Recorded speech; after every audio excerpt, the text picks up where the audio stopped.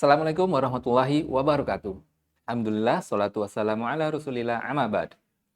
Halo teman-teman semua, apa kabar?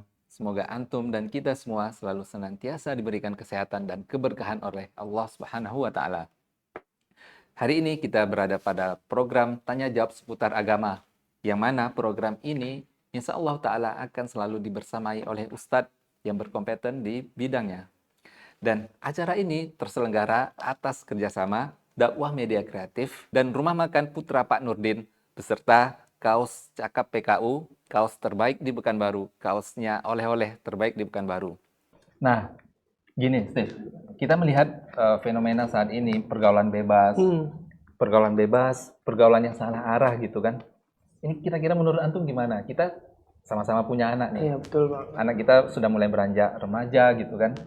Nah, nanti melihat fenomena seperti ini itu kan cukup mengkhawatirkan bagi kita. Jelas Bang, aduh. Itu gimana kira-kira? Subhanallah tuh Bang. Memang kan Bang, udah ibaratnya dari zaman kita, kayak kita remaja dulu Bang, iya.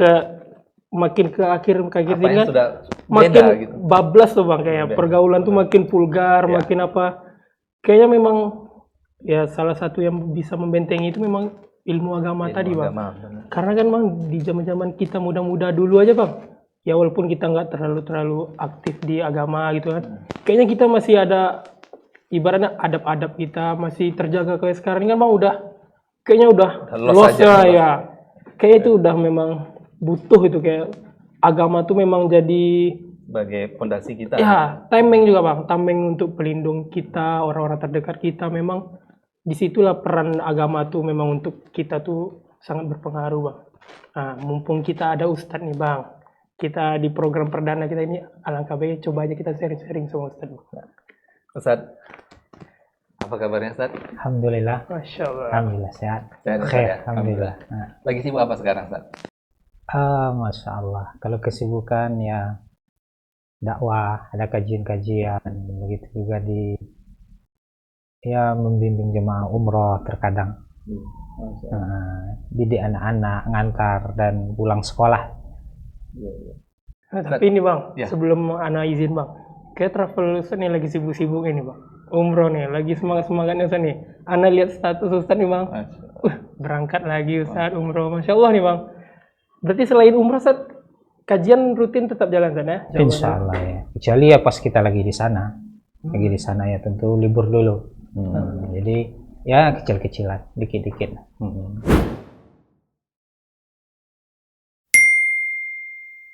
Nah, jadi gini, Zat. Kita melihat fenomena belakangan ini cukup mengkhawatirkan bagi kita, Zat. Soalnya kita juga punya anak gitu, Zat. Nah, anak kita ini kan paling tidak kita bentengi dengan ilmu agama gitu. Nah, sekarang maraknya pergaulan bebas, pergaulan yang salah arah, bahkan judi online tuh merebak di mana-mana, Zat. Nah, jadi kira-kira gimana kami itu melindungi atau membentengi keluarga itu dari hal-hal yang demikian, kira-kira gimana Ustaz? Iya. Baik, bismillahirrahmanirrahim. Alhamdulillahirabbil alamin. Wassalatu wassalamu ala nabiyyina Muhammadin wa ala alihi wa ashabihi ajma'in. Amma ba'd. Apa yang antum merasakan tentu ana juga merasakan, karena kita hidup di zaman yang sama. Kita juga sebagai ayah dari anak-anak. Adapun solusi dari itu ya kita harus ketahui dulu kira-kira apa penyebab penyimpangan tadi dia terjadi dan dia marak melebar kemana-mana. Secara garis besar bahwasanya penyimpangan itu dia dua aja sebabnya. Secara garis besar, biar nggak terlalu panjang atau nggak terlalu banyak nanti kita susah menghafalnya gitu kan. Jadi dia dua aja. Yang pertama, seseorang itu dia menyimpang karena tidak memiliki ilmu, jahil di sini bukan berarti bodoh, nggak bisa berpikir begitu, namun adamul ilm, tidak memiliki ilmu. Kemudian sebab yang kedua yaitu berpaling dari ilmu. Nah, inilah sebab penyimpangan manusia semuanya. atau dia akan bersumber kepada dua ini. Yang pertama tidak berilmu, yang kedua berpaling dari ilmu. Seseorang dia melakukan kesalahan-kesalahan yang kita sebutkan tadi, bisa jadi dia memang nggak tahu bahwasanya inilah jalan yang benar.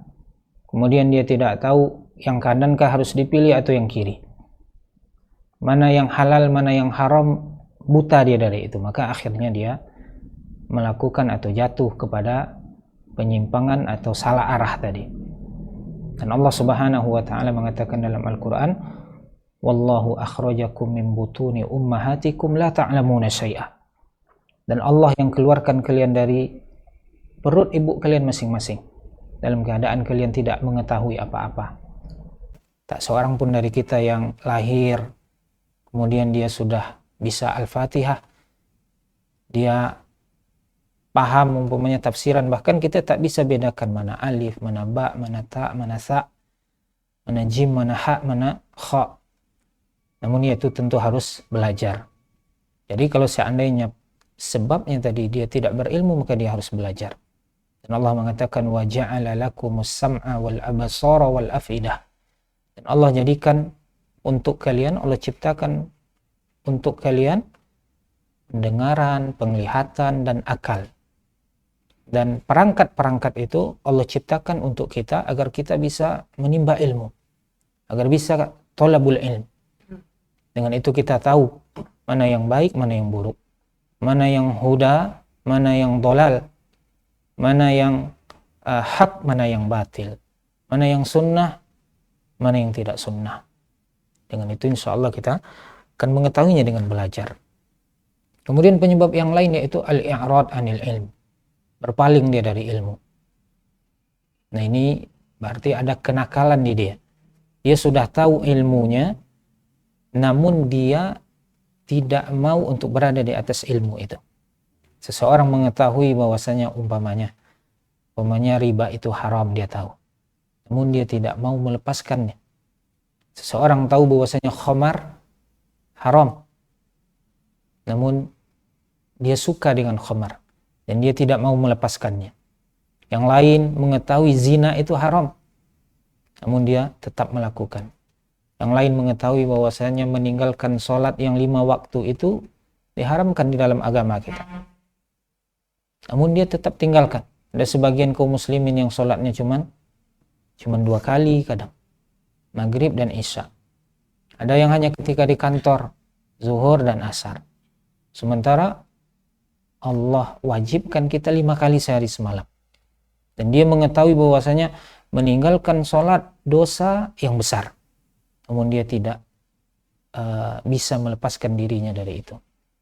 Maka ya inilah kira-kira penyebab tadi, seperti judi. Siapa sih yang nggak tahu bahwasanya judi itu diharamkan di dalam agama?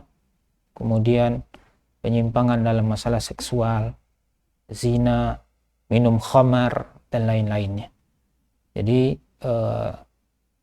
ya seperti dokter ya, dia umpamanya mau mengobati pasien, tentu dia periksa dulu kira-kira dia sakitnya apa, kemudian penyebab sakitnya apa. Nah, ketika diketahui penyakit, diketahui sebab-sebabnya, dengan itu insya Allah kita bisa mengobatinya. Dan Islam adalah obat segala-galanya. Allah turunkan Al-Quranul Karim, Allah utus baginda Nabi kita Sallallahu Alaihi Wasallam untuk memperbaiki keadaan manusia menuju keadaan yang jauh lebih baik, yang sehat, yang baik, selamat dunia dan akhiratnya. Maraknya pergaulan bebas, judi online, apalagi judi online ini, Ustaz. Judi online ini kita nggak tahu kalau dia tuh sedang main judi online karena dia megang handphone. Kalau orang melihatnya seperti melihat YouTube atau media sosial, padahal dia lagi main game online, main judi online. HP-nya sama-sama miring, Sama-sama ya. miring. Jadi ya itu sulit kita membentengi diri dari pergaulan bebas tadi. Tapi dengan adanya ilmu agama tadi, insya Allah lebih jadi proteksi diri kita gitu ya. Nah, tapi gini Bang, nah juga mau sedikit menanggapi nih San. Kayak kan nggak 1-2 San, kayak fenomena sekarang nih kan. Bahkan kita lihat sebagian kadang ahli ilmu San, terjerumus gitu. itu apa bisa dikatakan futur atau gimana tuh, Ustaz? Kan kita lihat backgroundnya dia itu seorang ya pegiat dakwah atau apa dia zohirnya tuh kayaknya dia tuh Ustaz yang memang ahli ilmu lah gitu Ustaz. Tapi nggak apa dia kadang kita sebagian dapat kabar terjerumus dengan salah satu dosa yang memang nauzubillah kita jangan sampai kena kan Ustaz. Begitu mungkin barangkali yang kita lihat fenomena di dunia kita.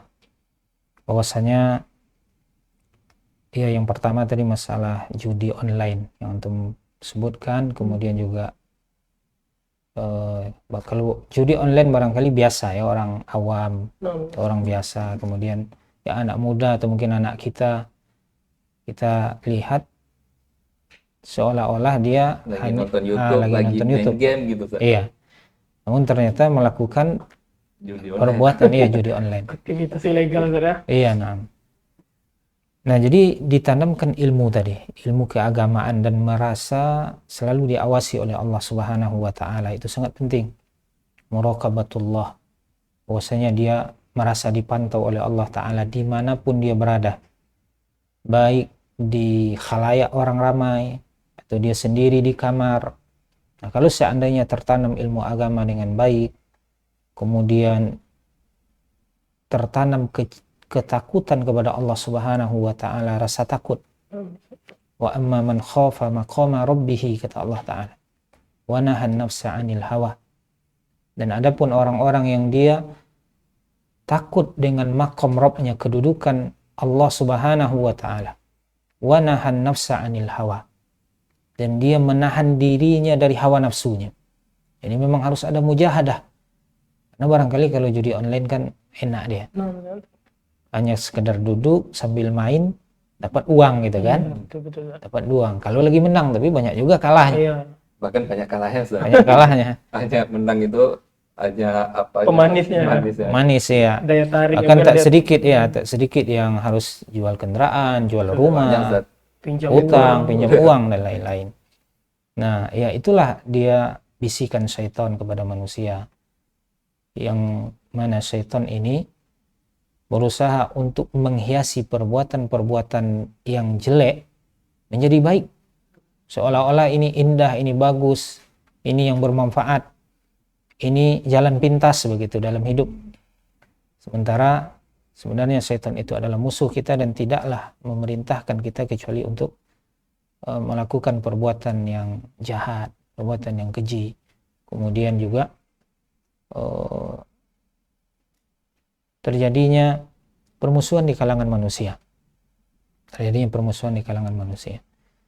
Jadi ya intinya bahwasanya ilmu agama harus ditekankan. Kemudian misalnya pertanyaan dari Steve tadi bahwasanya ya ada malah yang berilmu. Zahirnya berilmu. Namun dia ustadz, namun dia juga ternyata yang melakukan hal-hal yang tadi.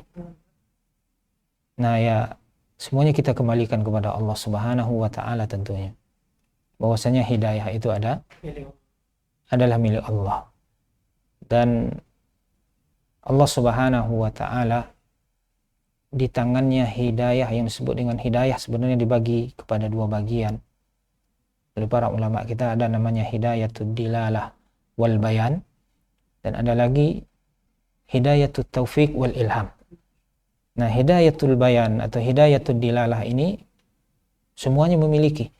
Baginda Nabi kita sallallahu alaihi wasallam, Allah katakan dalam Al-Qur'an, wa innaka latahdi ila siratim mustaqim. Sungguh engkau wahai Nabi benar-benar menunjukkan atau memberikan hidayah kepada jalan yang lurus. Namun di dalam ayat yang lain Allah Ta'ala mengatakan innaka la tahdi man ahbabata. La-nya panjang. Kalau yang ayat yang pertama tadi la-nya pendek untuk mentaukidkan atau untuk menguatkan. Namun di sini la panjang, nafi dia. La an-nafiyah, menafikan atau mentiadakan. Maksudnya sesungguhnya engkau tidak bisa memberikan hidayah kepada orang yang engkau cintai. Nah, ayat ini Allah turunkan kepada Nabi kita sallallahu alaihi wasallam setelah pamannya Abu Thalib meninggal dunia. Abu Thalib meninggal dalam keadaan kafir. dalam keadaan musyrik. Nabi kita sallallahu alaihi wasallam mengatakan, kana akhiru ahdihi ala millati Abdul Muttalib. Akhir hayat kehidupan Abu Talib itu berada di atas agama Abdul Muttalib, artinya berada di atas agama kemusyrikan, iya kakeknya. Padahal Nabi Shallallahu Alaihi Wasallam mendatangi pamannya ini Abu Talib ketika dia sakit, ketika dia sakaratul maut. Nabi kita mengatakan, ya am, qul la ilaha illallah kalimatan wahajulaka biha indallah. Wahai pamanku, katakanlah atau ucapkanlah la ilaha illallah, satu kalimat yang akan menjadi hujjah bagimu nanti di sisi Allah. Namun di samping Abu Talib berdiri juga Abu Jahal, berdiri salah seorang lainnya yang bernama Abdullah bin Umayyah. Kemudian Abu Jahal mengatakan, atarghabu an millati Abdul Muttalib? Kalau seandainya engkau mengucapkan la ilaha illallah, berarti kau benci dengan agama Abdul Muttalib, sementara kami pengikut agama Abdul Muttalib. Berarti kau benci dengan agama Abdul Muttalib. Maka akhirnya Abu Talib tidak mau mengucapkan la ilaha illallah. Nabi kita mengulang, Abu Jahal juga mengulang. Nah, makanya Nabi kita sallallahu alaihi wasallam mengatakan dia mati di atas agama Abdul Muttalib. Setelah dia meninggal dunia, maka Nabi kita tentunya sedih. Pamannya yang membentenginya, yang berusaha untuk melindungi beliau sallallahu alaihi wasallam dari kejahatan orang-orang musyrikin, ternyata meninggal dalam keadaan musyrik. Dari kecil itu, Dari kecil dilindungi, dari paman beliau, bersama paman beliau dari umur 8 tahun. Nah, makanya Allah Subhanahu wa taala mengatakan, sesungguhnya engkau nabi tidak bisa memberikan hidayah kepada orang yang engkau cintai. Maka kita minta kepada Allah Subhanahu wa taala hidayah tersebut. Dan siapa yang Allah beri hidayah, maka tak seorang pun yang bisa menyesatkannya. May yahdihillahu fala mudhillalah. Namun wa may yudlil fala hadiyalah. Dan siapa yang Allah sesatkan, tak seorang pun yang bisa menunjukinya, memberikan hidayah kepada dia. Jadi seseorang dia tidak boleh untuk bersandar kepada dirinya sendiri. Oh, saya hebat, saya yakin saya bisa istiqomah, saya yakin saya bisa berada di atas hidayah. Namun minta kepada Allah hidayah tersebut. Nabi kita sallallahu alaihi wasallam di antara doa yang paling sering beliau panjatkan, ya muqallibal qulub tsabbit qalbi ala dinik, ya muqallibal qulub tsabbit qalbi ala ta'atik. Wahai zat yang maha membolak-balikkan hati, tetapkanlah hatiku di atas agamamu, di atas ketaatanmu. Allahumma arinal haqqa haqqa warzuqna ittiba'ah. Ya Allah, tampakkanlah kepada kami yang benar itu adalah benar, yang hak itu adalah hak, dan berikan kami kekuatan untuk bisa mengikutinya. Karena ada sebagian orang dia tahu yang hak itu hak, yang benar itu benar, namun dia tidak bisa untuk melakukannya, mengikutinya. Kayak terkesan abai juga kadang. Abai. Kemudian wa arinal batila batila warzuqna jitinabah. Dan tampakkanlah kepada kami bahwasanya yang batil itu adalah batil, dan berikanlah kami kekuatan untuk bisa menjauhinya. Seseorang mengetahui zina itu haram, namun ada yang nggak bisa lepas dari zina. Karena apa? Karena Allah nggak berikan hidayah tadi, petunjuk itu kepada dia. hidayah taufik tadi. Hidayah taufik wal ilham. Maka minta kepada Allah Subhanahu wa taala, dan Allah berfirman dalam sebuah hadis qudsi, ya ibadi kullukum dhalun illa man hadaitu. Wahai hamba-hambaku, kalian semuanya sesat kecuali orang-orang yang aku beri hidayah atau aku beri petunjuk. Fastahduni ahdikum, maka mintalah petunjuk itu kepadaku, saya aku akan memberikannya kepada kalian.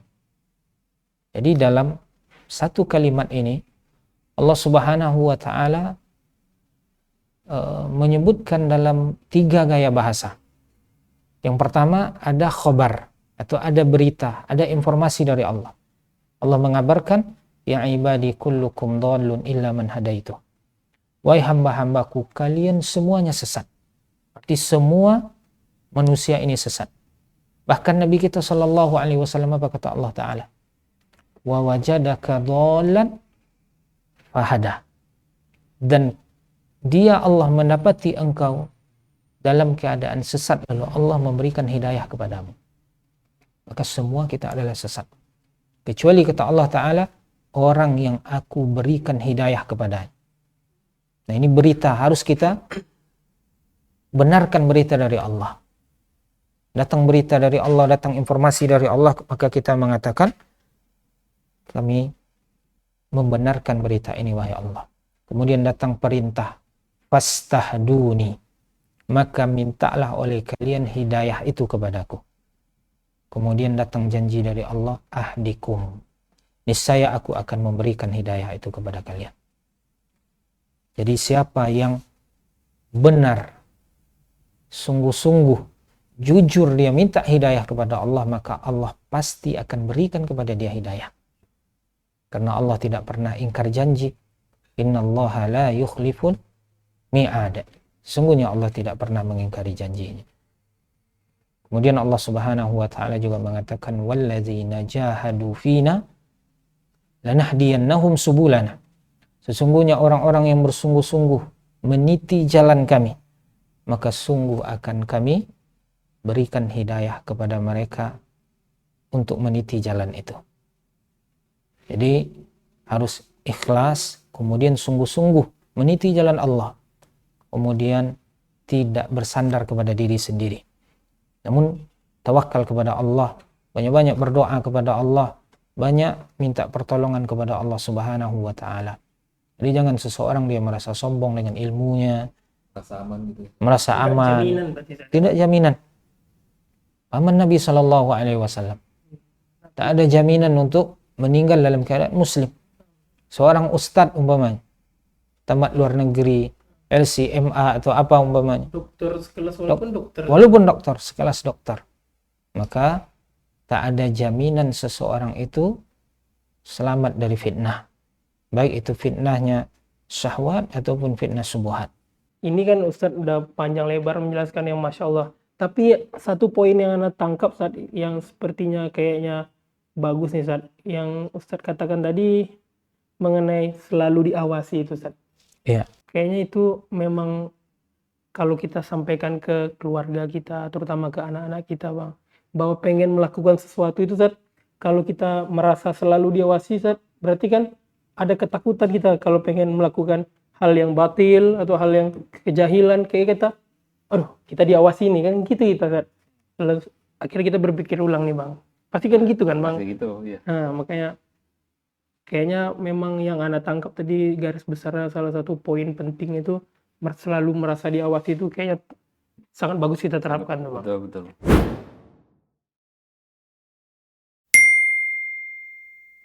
Nah, Steve, jadi gitulah enaknya kita duduk sama ahli ilmu. Betul Bang. Ada nasihat yang kita dapat gitu kan. Nah, jadi Ustadz, kita kemarin udah lemparkan pertanyaan ke media sosial kita di Instagram Dakwah Media Kreatif. Nah, itu alhamdulillah banyak antusias dari teman-teman Ustadz. Jadi ada beberapa pertanyaan yang masuk ke kita. Mungkin kita bacakan satu persatu ya Ustadz ya. Iya, Fadol. Nih Ustadz, ada pertanyaan yang pertama. Bismillah, bagaimana cara menolak terhadap lingkungan yang mengajak kepada perbuatan melalaikan untuk orang yang tipe nggak enakan, Ustaz? Jadi dan nggak enakan kalau diajak ke sini, padahal ini perbuatan yang melalaikan atau sebenarnya mungkin perbuatan mubah, cuman lama-lama mengarah ke melalaikan, jadi dia merasa nggak enak gitu, Ustaz. Iya. Kita gimana menyikapi teman yang seperti itu? Taib. Barakallahu fiik. Ya, ini juga kadang-kadang kita rasakan dulu ya. Barangkali di antara kita merasakan hal yang demikian. Iya. Questionable, Ustaz. Tapi dari kisah yang kita sebutkan tadi, kisah Abu Thalib, itu kita bisa mengambil pelajaran bahwasanya hal yang demikian gak enakan sama orang lain, namun bisa menghancurkan kita, itu luar biasa, akibatnya sangat buruk sekali. Jadi seorang muslim dia harus memiliki prinsip di dalam hidupnya. Dia mesti kokoh di atas ilmu-ilmu yang telah dia dapatkan. Dan kita coba umpamanya membalikkan keadaan. Kalau seandainya lingkungan yang mengajak kita kepada hal-hal yang melalaikan tadi, kita ajak mereka kepada hal-hal yang bermanfaat, kepada hal-hal yang baik, kira-kira mereka mau atau tidak, atau mereka menolak. Nah, kalau seandainya mereka menolak tanpa memiliki sifat, oh nggak enakan nanti kalau kita tolak. Nah, kenapa kita dalam hal-hal yang sifatnya itu menurut kita melalaikan, kita nggak enakan? Jadi intinya bahwasanya kita harus memiliki prinsip di dalam hidup, dan tak ada manusia di muka bumi ini yang dia akan mendapatkan keriduan manusia semuanya begitu. Jadi semua orang suka, semua orang senang dengan dia. Bahkan di antara konsekuensi kita berada di atas kebenaran, kita berada di atas jalan yang hak, itu pasti orang-orang yang berjalan di jalan yang tidak betul, mereka tidak akan senang. Ini jadi konsekuensinya seperti itu. Nah, begitu baginda Nabi kita sallallahu alaihi wasallam, dan begitu para sahabat Nabi sallallahu alaihi wasallam, begitu para ulama, Imam Nawawi, kemudian Syekhul Islam Ibnu Taimiyah, sejak kecil mereka belajar, teman-temannya tidak menyukai. Karena apa? Karena dia fokusnya sama buku dan sama pulpennya. Nah, akhirnya nggak disenangi sama teman-temannya. Nah, ini adalah konsekuensi. Begitu juga kita dalam bermasyarakat. Kalau seandainya ada hal-hal yang melalaikan, bahkan kalau hal itu bernilai keharaman, maka tentu kita harus tegas. Dan orang akan paham, oh bahwasanya si fulan atau si fulana, dia memiliki prinsip, dia ada ilmunya, dia ada pandangan. Dan sekarang orang-orang kan mengatakan, ya kita bebas memilih jalan mana yang akan kita tempuh. Kalau seandainya mereka berjalan di atas jalan mereka, maka biarkan kita juga berjalan di atas jalan kita. Masing-masing orang dia belajar, masing-masing orang dia meneliti, menelaah, dan masing-masing kita menghormati pandangan orang lain. Nah, kalau seandainya kita memiliki pikiran yang demikian, maka kita juga menilai orang lain akan begitu dengan kita. Jangan nanti kita dibawa was-was syaitan. Karena ada juga was-was syaitan yang mengatakan bahwasanya, oh udah, kau gabung aja dengan itu.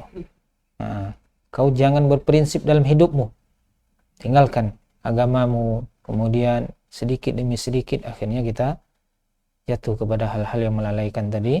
Kemudian bisa jatuh kepada hal-hal yang haram. Bukan berarti kita tidak pandai bermasyarakat. Namun masyarakat pun akan mengetahui dia ini baik, dia akhlaknya hebat, dan dia bisa bergaul, namun ada batasan-batasan dia yang menyebabkan dia tidak bisa begini, tidak bisa begitu. Ada batas-batasannya kan begitu, dan semua kita dalam hidup seperti itu. Nah, jadi intinya bahwasanya Abu Thalib tadi dia nggak enakan nih melihat Abu Jahal, ada Abdullah bin Umayyah yang dua-duanya di atas agama kemusyrikan. Kalau dia baca la ilaha illallah, kalimat tauhid, nggak enak nih sama dua orang nih. Dan orang akan mencap kita, berarti benci nih dengan agama Abdul Muttalib. Sementara kami menerima, menyokong, beragama dengan agama Abdul Muttalib. Nah, gara-gara nggak enakan tadi, dia mati dalam keadaan musyrik. Dan ini berbahaya. Ini berbahaya. Jadi disinilah pentingnya kita mesti berada di atas prinsip kita. Kalau seandainya kita yakin itu benar, dan hal yang lain umpamanya yang kita diajak oleh kawan kita di situ melalaikan, maka kita kokoh. Kita akan mengatakan afwan, saya begini, saya begitu, atau orang lain akan paham nantinya. Iya, barangkali demikian. Wallahu a'lam bishawab. Ustaz, mungkin lanjut ke pertanyaan kedua, Ustaz. Baik. Nah, ini ada pertanyaan, mohon nasihatnya Ustaz untuk orang yang sudah mengaji tapi masih tetap pacaran. Nah, dengan dalih tahun depan mau menikah, Ustaz. Nah, jadi dia pacaran dulu. Oke, tahun depan kita akan menikah, kita jalani dulu pacaran gitu, Ustaz. Dengan dalih tahun depan mau menikah. Jadi sayang kalau putus, disuruh nikah sekarang, takut nggak bisa memberi nafkah. Itu gimana nasihat untuk teman kita ini, Ustaz? Iya. Oh, ya kita mengetahui bahwasanya dalam Islam itu, dalam kamus Islam tak ada yang namanya konsep pacaran, barangkali semuanya tahu ya. Yang ada dalam Islam itu baginda Nabi kita Shallallahu Alaihi Wasallam ketika bertanya kepada salah seorang sahabat, apakah engkau telah menikah?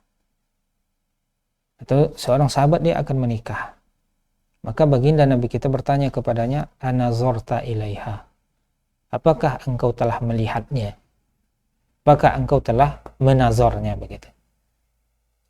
Ya, tujuannya apa? Agar seseorang itu kenal dengan calon istrinya yang akan dia nikahi.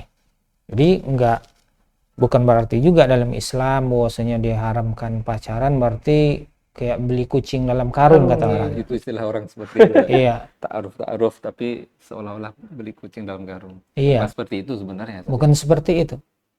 Bahkan sebenarnya seseorang yang telah menikah pun dia belum akan kenal dengan kepribadian hakikat istrinya itu.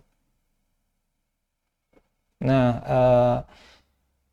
intinya bahwasanya Allah Subhanahu wa taala mengatakan wala taqrabuz zina innahu kana fahishatum wa sa'a sabila, dan janganlah kalian mendekati zina karena dia adalah perbuatan yang keji dan jalan yang buruk. Dan pacaran, kalau seandainya pacaran yang dimaksud adalah ala zaman sekarang, maka dia adalah jalan yang akan mendekatkan seseorang kepada zina. Pacaran kemudian ya kalau malam minggu harus keluar gitu ya. Tapi Zat, kalau pacaran teleponan aja Zat, kan ada tuh Zat, pacaran Islami Zat, karena nggak ketemuan kok ada ya. Gimana Zat? Ya ada batasan-batasannya, tetap ada batasan-batasannya. Ya seseorang itu dia tidak berbicara dengan lawan jenisnya yang belum halal bagi dia, kecuali dalam hal-hal yang sifatnya darurat, sifatnya memang penting. Atau kemudian juga dia tidak berbicara dengan melembutkan suaranya. Ada batasannya. Ada batasannya, dengan melunakkan suara, kadang mendesah dan hal-hal lainnya. Nah, itu berbahaya. Betul, besar fitnah itu ya. Besar fitnahnya. Jadi kalau seandainya ada pembicaraan antara dua orang yang ajnabi lah istilahnya, orang asing yang dia bukan mahram, dia bukan suami istri, maka dua hal ini mesti dia jaga. Yang pertama, tentang konten pembicaraannya, penting atau enggak. Jangan bomanya di tengah malam, bomanya di telepon. Nanti bangunkan sahur, Ustaz. Bangunkan sahur. Bangunkan sahur kan penting. Iya, udah sholat malam katanya. Sementara ibu dan adiknya nggak dibangunkan. Itu dia yang bahaya. Yang jauh, yang belum ada hubungannya dengan dia telepon untuk bangunkan sholat. Udah tahajud, udah sahur. Sementara orang tuanya, adiknya di rumahnya sendiri nggak dibangunkan.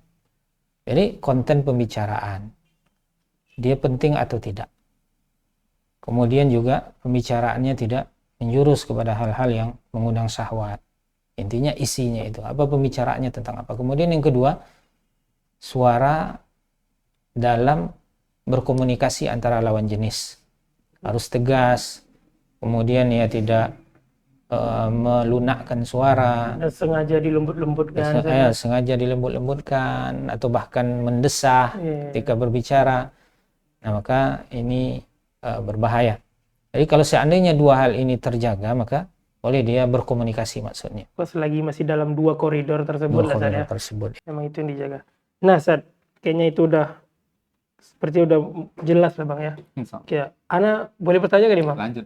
Nih Zat, Ana juga udah nyiapkan satu pertanyaan nih Zat, mengenai yang kayaknya ini yang Ana pengen tanya ini udah jadi keresahan juga di kalangan kita dan kawan-kawan nih Zat. Ketika misalnya gini Zat, kita di posisi kita mengetahui nih Zat, ada suatu kejadian yang dia ibaratnya itu bisa dikatakan aib sebenarnya Zat, bagi si pelakunya Zat. Cuman di posisi lain kita harus memberitahu juga ke lingkungan sekitar agar kita terhindar dari aibnya yang dilakukan si fulan tersebut Zat. Itu apakah boleh Zat kita mengasih tahu ke orang lain mengenai dosa yang dilakukan oleh si fulan tersebut agar kita bisa waspada gitu Zat?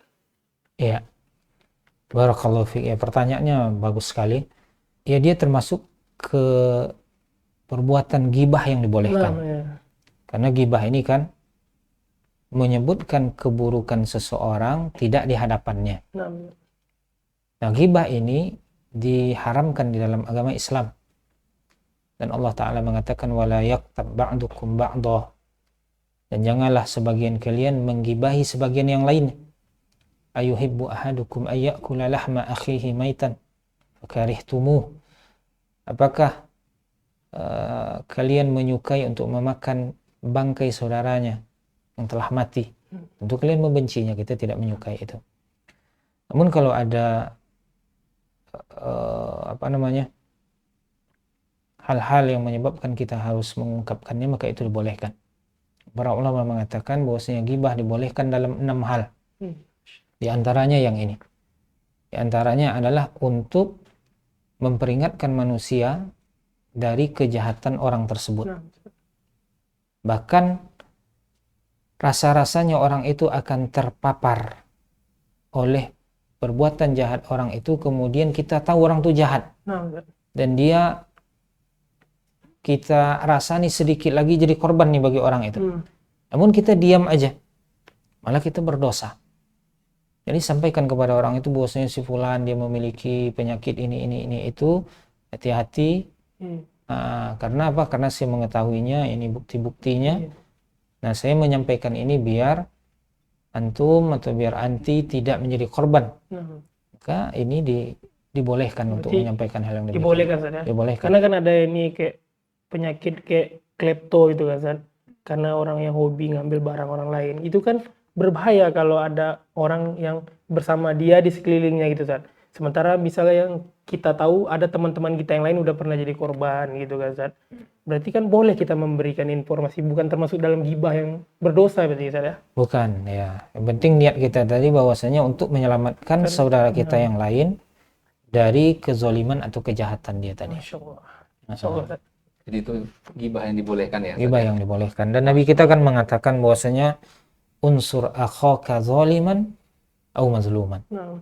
Tolonglah saudaramu baik yang menzolimi atau yang dizolimi. Yang menzolimi sebenarnya kita menolongnya dengan nasihatinya, menyampaikan kepada dia bahwasanya perbuatan ini diharamkan oleh Allah Ta'ala. Sementara yang dizolimi kita menolongnya ya dengan berusaha menyelamatkan dia dari perbuatan zalim itu, dari kezaliman orang lain. Demikian wallahu a'lam. Baik Ustaz, alhamdulillah jawabannya cukup jelas ya Fan ya. Jelas sekali Bang. Ustaz, ini ada pertanyaan lagi Ustaz. Assalamualaikum Ustaz, apa hukum orang yang percaya terhadap ramalan zodiak? Mereka percaya ramalan bisa membantu dalam hal jodoh, keuangan, dan pekerjaan. Jadi gitu Ustaz. Apalagi zodiak saat ini tuh Ustaz udah modern sifatnya. Kalau dulu mungkin kita ada effort untuk membeli majalah, membeli buku. Nah dari situ kita melihat zodiak. Sekarang kita scroll handphone, nggak sengaja tuh melihat zodiak gitu. Nah itu gimana hukumnya Ustaz? Cek kodam Bang ya? Cek kodam lagi sekarang. Itu lagi musim. Subhanallah. Iya, kalau masalah zodiak atau percaya kepada dia nanti meramalkan nasib gitu ya. Benar Ustaz. Nasib, jodoh, karir, masa depan lah. Masa depan, Ustaz. Jadi hal-hal yang demikian tidak dibolehkan di dalam agama kita. Karena ramalannya itu tidak berdasarkan hukum sebab akibat. Hukum sebab akibat. Kebanyakan dari ramalan itu ya dia hanya kosong tanpa ada indikatornya apa begitu. Beda dengan umpamanya perakiraan ya, Perkiraan cuaca itu ya. perakiraan cuaca, Ada ilmunya itu ada saya. ilmunya, Ilmiah. ada indikatornya. Umpamanya dia berdasarkan arah angin, Nah, keadaan awan dan lain-lain. Dan ya cuaca juga kan begitu kan, akhirnya untuk besoknya mereka itu pun hanya memperkirakan. nah, Tapi kalau ramalan, apa hubungannya dengan hukum sebab akibat? Hukum sebab akibat maksudnya, ya kalau Allah Subhanahu wa Ta'ala mengakibatkan sesuatu biasanya ada sebabnya. nah, Ada sebabnya. Baik sebabnya ini yang sifatnya syar'i atau yang sifatnya kauni. Yang syar'i seperti umpamanya Allah Ta'ala mengatakan, "Wa may yattaqillaha yaj'al lahu makhraja." Dan siapa yang bertakwa kepada Allah, maka Allah berikan jalan keluar dari setiap masalah yang dia hadapi. Nah, ini secara syar'i bahwasanya orang yang memiliki banyak masalah, di antara obatnya, solusinya adalah bertakwa kepada Allah Subhanahu wa Ta'ala. Baginda Nabi kita sallallahu alaihi wasallam bersabda, siapa yang ingin atau siapa yang senang dilapangkan rezekinya dan dipanjangkan umurnya, maka sambunglah tali silaturahim. Sambunglah tali silaturahim. Barangkali orang akan bertanya, apa hubungan antara menyambung silaturahim dengan rezeki yang luas, umur yang panjang? Maka itu disebut dengan sebab syar'i. Sebabnya secara syariat, karena baginda Nabi yang menyampaikan itu. Dan Nabi kita sallallahu alaihi wasallam menyampaikan sesuai dengan wahyu. wahyu itu dah. Betul. Ya, Nabi memang tidak melakukan riset, penelitian, namun yang beliau sampaikan ini adalah dari Allah Subhanahu wa Ta'ala. Wa ma yantiqu 'anil hawa. Dan tidaklah dia itu berbicara dengan hawa nafsunya, in huwa illa wahyu yuha. Namun hal itu adalah wahyu yang Allah ilhamkan kepada beliau. Nah, ini secara syar'i, ada sebab-sebab seseorang itu mendapatkan rezeki, dilapangkan rezekinya, namun itu secara syar'i. Ada yang secara kauni. Secara kauni maksudnya secara qadari. Orang bilang juga secara apa nih, hukum alam kata orang. Hukum alam ya. Umpamanya kita punya beras, kita mau makan nasi. Bagaimana beras tadi ini bisa berubah menjadi nasi? Ya dimasak kan begitu. Dipanaskan dengan api, dikasih air. Nah, dengan itu dia bisa berubah menjadi nasi. Nah, disebabkan karena dimasak dengan api tadi pakai air, akhirnya beras berubah menjadi nasi. Nah, ini hukum sebab akibat. Akibat dia dimasak, jadilah dia nasi. Sementara ramalan tadi nggak ada korelasinya baik dengan sebab syar'i ataupun sebab qadari. Sebab qadari tadi umpamanya seperti perkiraan cuaca itu kan berdasarkan penelitian. Penelitian yang dengan ilmu kemudian dia bisa terukur. Kemudian dia sifatnya juga hanya perakiraan. Artinya seseorang nggak boleh mempercayai bahwasanya pasti hal itu terjadi. Pasti hal itu terjadi. Umpamanya perkiraan cuaca besok untuk kota Pekanbaru katanya hujan. Kita yakin dengan itu, seyakin-yakinnya, maka nggak boleh. Karena Allah Subhanahu wa Ta'ala berfirman, "Qul la ya'lamu man fis samawati wal ardi al-ghaiba illallah." Katakanlah hai Nabi, tidak ada yang mengetahui baik yang di langit ataupun yang di bumi tentang masalah yang ghaib kecuali hanya Allah. Jadi itu masalah yang ghaib. Kejadian besok hari adalah sesuatu yang ghaib. Dan Allah Ta'ala juga berfirman, wa indahu mafatihul ghaib la ya'lamuha illahu. Dan di sisi Allah lah kunci ilmu ghaib itu. Tak ada yang mengetahuinya kecuali hanya Dia saja. Jadi seseorang memprediksi umpamanya dari baik itu dari telapak tangan atau dari zodiaknya tadi, bintangnya. Bahwasanya oh kamu asmara begini. Kemudian rezeki begini, tabiatnya orangnya seperti ini pemarah nih ini. Maka itu tidak ada secara syar'i, sebab secara syar'i juga tidak berdasarkan secara qadari. Tidak berdasarkan penelitian begini dan begitu umpamanya. Jadi ramalan yang seperti ini Kalau dipercayai maka bisa kita jatuh kepada Kesyirikan, Ustaz, ya? kesyirikan. Karena seolah-olah kita meyakini sesuatu atau mengetahui sesuatu yang gaib, atau kita meyakini bahwasanya yang menetapkan atau yang menuliskan zodiak ini dia tahu hal yang gaib. Oh, saya masa depan saya begini, saya rezeki saya tahun ini begini, saya jodoh saya tahun ini begini, kisah asmara saya tahun ini seperti ini. Maka ini adalah sesuatu yang tidak boleh diyakini. Berdasarkan firman Allah Subhanahu wa taala tadi bahwasanya tidak ada yang mengetahui yang gaib itu, siapapun dia yang di langit, yang di bumi, kecuali hanya Allah. Jadi malaikat nggak tahu, Jibril alaihissalam nggak tahu, baginda Nabi kita sallallahu alaihi wasallam tak tahu salah yang gaib, kecuali apabila Allah Menurunkan wahyunya, Ustaz, ya? menurunkan wahyunya, Allah yang kasih tahu. Maka baginda Nabi mengetahuinya. Umpamanya Nabi kita sallallahu alaihi wasallam mengatakan, ketika ada salah seorang yang dia perang dengan gagah berani. Lalu sahabat mengatakan, oh itu pahlawan perang hari ini, dia masuk surga, atau surga barangkali menantinya. Maka Nabi kita sallallahu alaihi wasallam mengatakan, dia itu di neraka, kata Nabi kita. Huwa finnar, kata Nabi kita, dia di neraka. Dari mana Nabi kita tahu dia di neraka? Dari wahyu yang Allah sampaikan. Jadi tidak ada yang mengetahui yang gaib kecuali hanya Allah Subhanahu wa taala. Sementara orang yang bikin zodiak itu dia nggak dapat wahyu dari Allah. Nggak turun wahyu kepadanya. Nah, kadang, Ustaz, yang jadi problem itu, Ustaz, si orang yang percayanya ini, Ustaz, kayak dia baca, misalnya dia nih, oh saya zodiaknya Pisces nih, orangnya pemalu gitu, Ustaz. Kok pas ya, katanya. Itu berarti kan bisikan setan sebenarnya, Ustaz. Kayak dicocok-cocokkannya gitu, kebetulan aja mungkin dia pas gitu, Ustaz. Iya. Bukan berarti benar kata si penulis zodiak itu. Oh misalnya lahir bulan Juli, kamu tipenya cemburuan gitu, Ustaz. Kan Keuangan lagi menipis. iya, kok lagi pas nih ya. Lagi memang kantong lagi kering gitu, Ustaz. Iya. Iya, itu terkadang kebanyakan sih cocok aja kan begitu ya.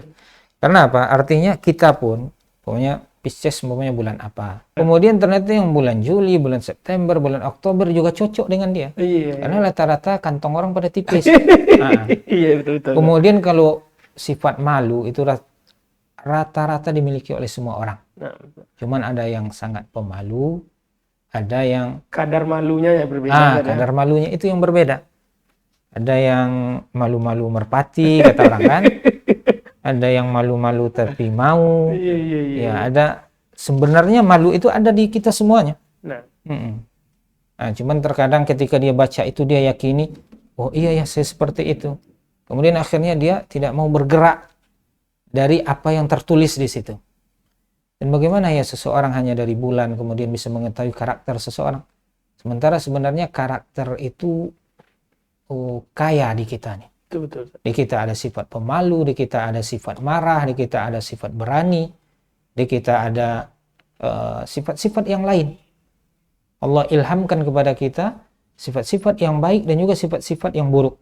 Allah mengatakan fa'alhamaha fujuraha wa taqwaha.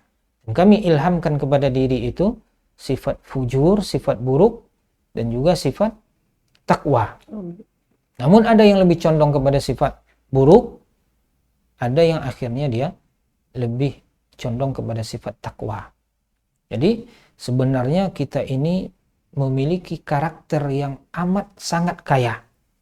Jadi tidak bisa ditentukan umpamanya oleh zodiak hanya segini-segini, dibilang hanya 4 umpamanya karakter kita yang lahir di bulan tertentu, atau cuma 5, banyak. Nah, cuman kita bagaimana menggali potensi kita, bagaimana kita mengembangkan sifat-sifat ketakwaan yang telah Allah berikan kepada kita dan berusaha untuk mengikis sifat-sifat fujur atau sifat-sifat buruk itu.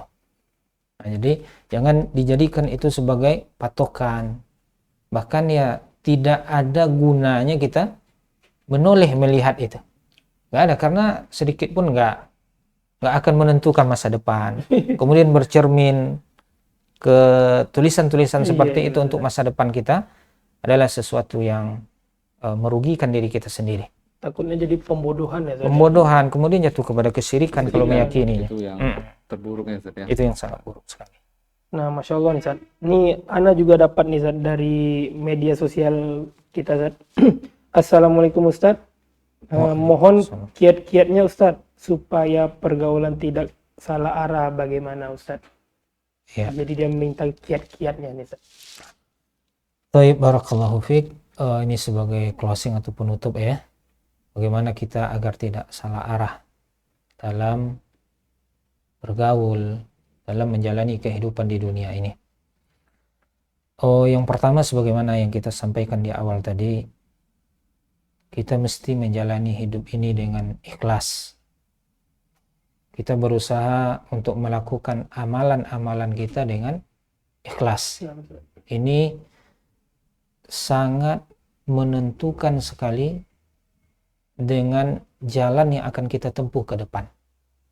Namun kalau seandainya kita tidak ikhlas, kita tuh mengharapkan pujian orang lain, mengharapkan orang lain melihat kita, kemudian kita intinya mengharapkan hanya pandangan orang lain, maka itu akan membuat jalan yang kita tempuh itu salah arah.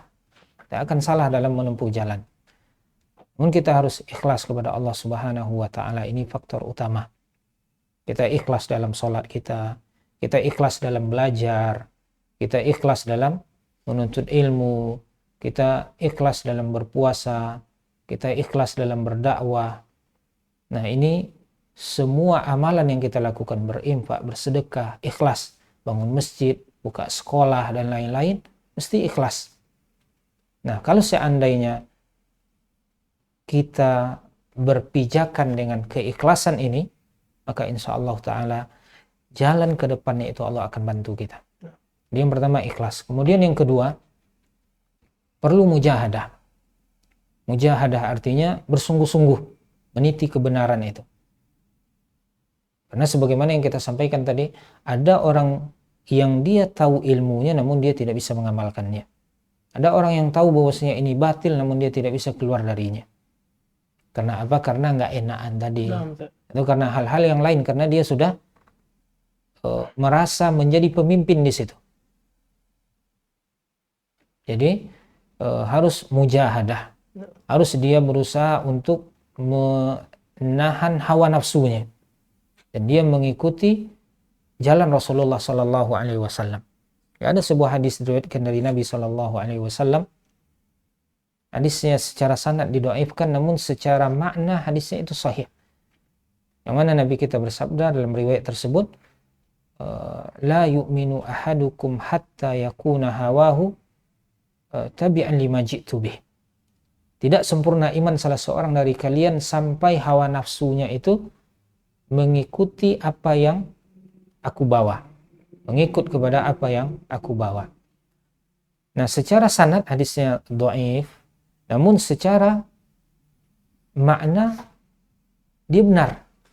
Bahwasanya tidak akan sempurna iman kita sampai hawa nafsu kita mengikut kepada ajaran Rasulullah Sallallahu Alaihi Wasallam.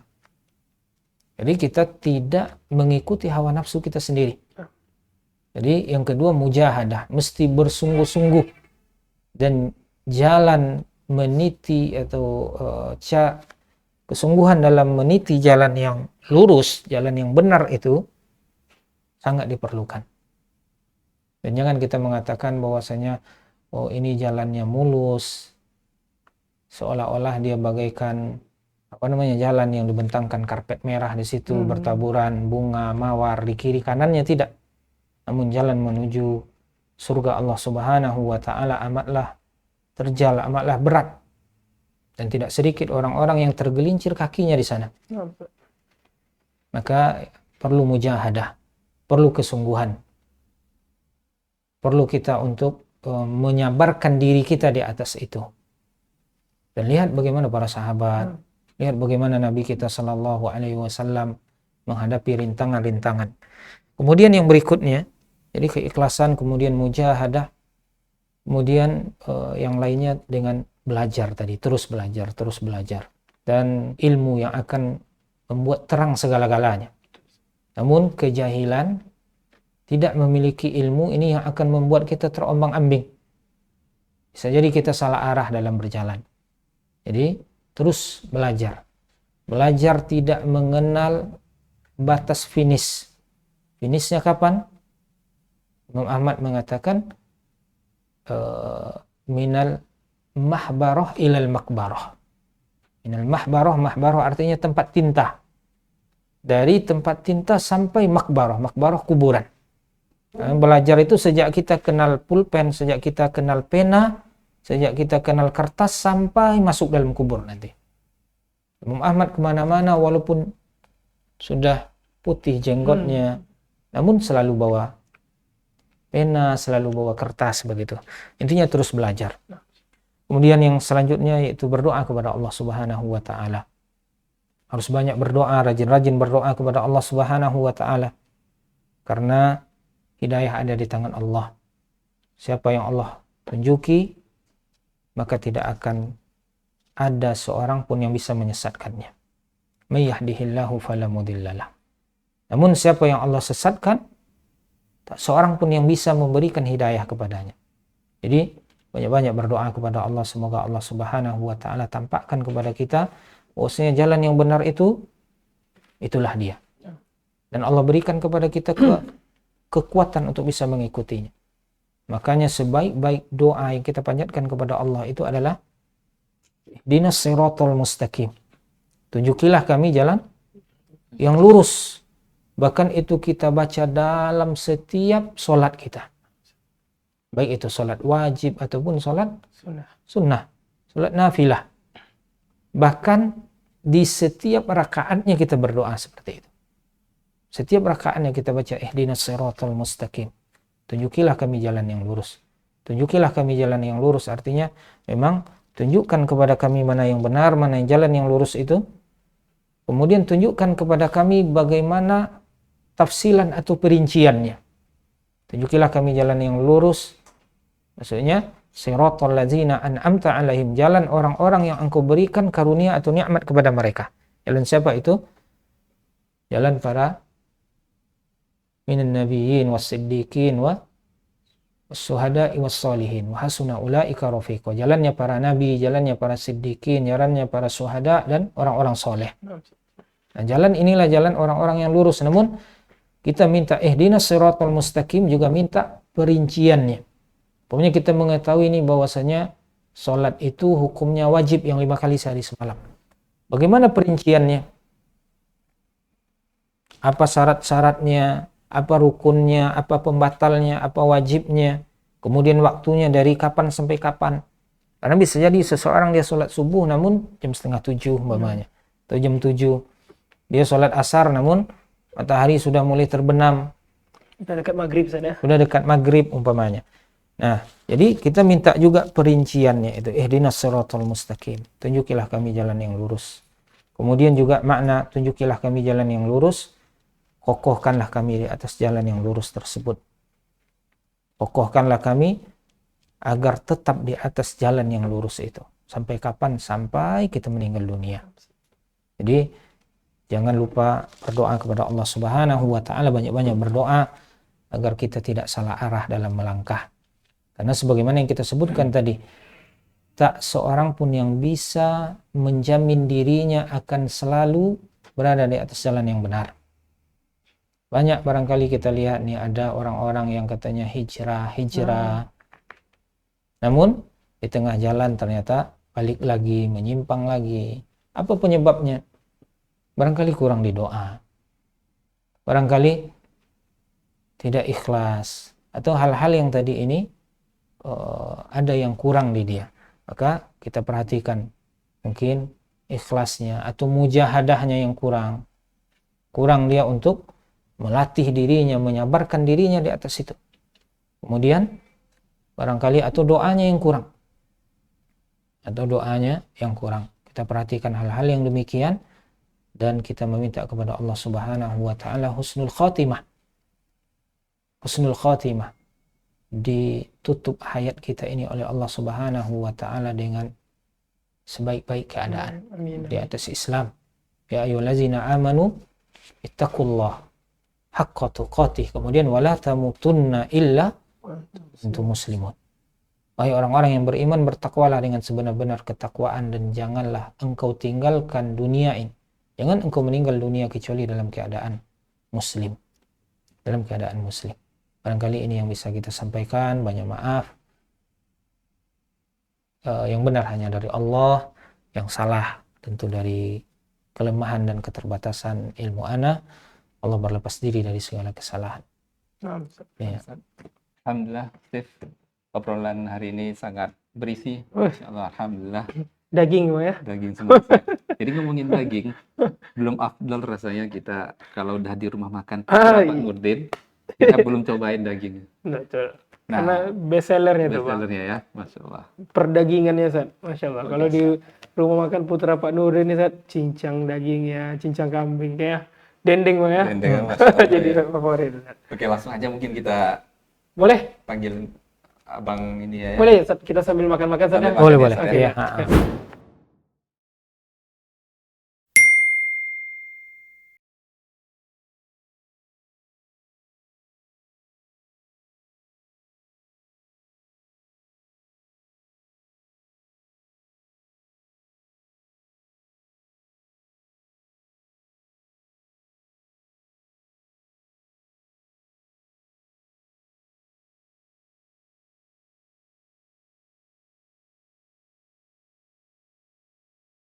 Nah, ini dia, Sat, yang Ana bilang perdagingan di rumah makan Putra Pak Nurdin nih, Sat.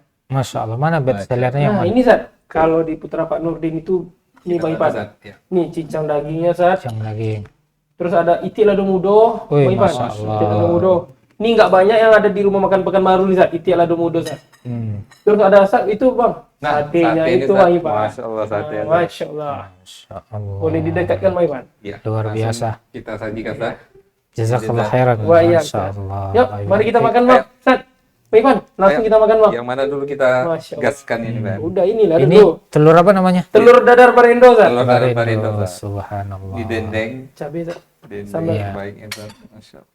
Pokoknya di rumah makan Putra Pak Nurdin ini memang sambal-sambal lauk-lauknya merakyat nih, Sat. Ini beda ya. Sambal yang ini beda pula dia. Beda ini untuk Beda, ayam Sat. pop biasa nih, Sat. Ayam pop. Ya, ini sambal goreng. Yang lado tanak bukan ini? Lado tanak, Sat, ya. Iya. Bentuknya itu, Sat. Udang asam manis, Sat. Apa Ini- deh, Sat? Ini apa sih, Steve? Itu jariang, Bang. Ya, Jariang, Masya Allah. daun ubi, gulai jariang. Jadi ini halal semua nih ya? Insya Allah, Sat. Alhamdulillah. Rumah makan. Udah bisa kita gas ini, Sat? Boleh, boleh. Bismillah. Ada.